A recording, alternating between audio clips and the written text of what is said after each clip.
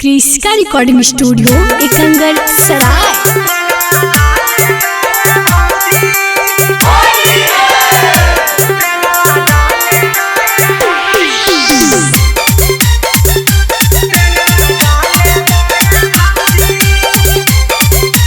Presented by Kriska films.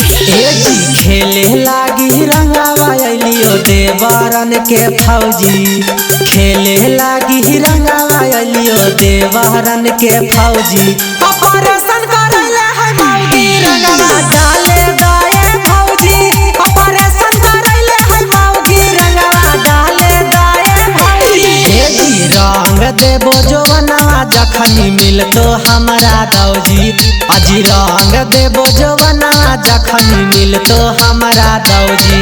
Operation करैले है मौगी रंगवा डाले दाए फौजी, ऑपरेशन करैले है मौगी रंगवा डाले दाए फौजी।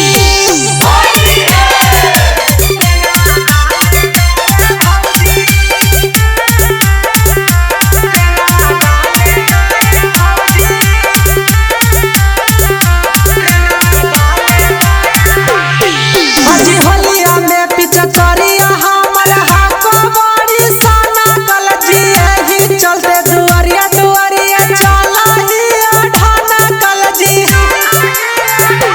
एही होलिया में पिचकारिया हमर हाको बड़ी साना कलजी, एही चलते दुआरिया दुआरिया चला ही ठाना कलजी। पी के अलियो दरुआ भौजी हम ता दू फौजी, आज पी के अलियो दरुआ भौजी हम ता दू फौजी। ऑपरेशन करैले है मौगी रंगवा डाले दाए फौजी, ऑपरेशन करैले है मौगी रंगवा डाले दाए फौजी।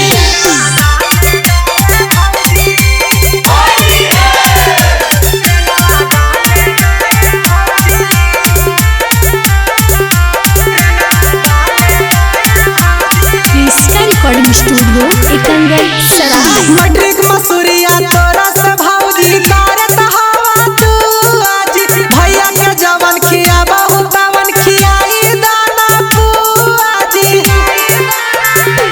ए डीजे जुननवा उजवल तोरा से करत हवा तू, आज भैया के जवन खिया बहुत तवन खियाई दाना पुआजी।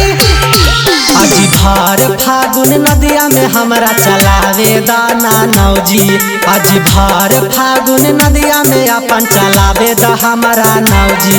ऑपरेशन करैले है मौगी रंगवा डाले दाए फौजी, ऑपरेशन करैले है मौगी रंगवा डाले दाए फौजी। क्रिस्का रिकॉर्डिंग स्टूडियो एकंगर सराय।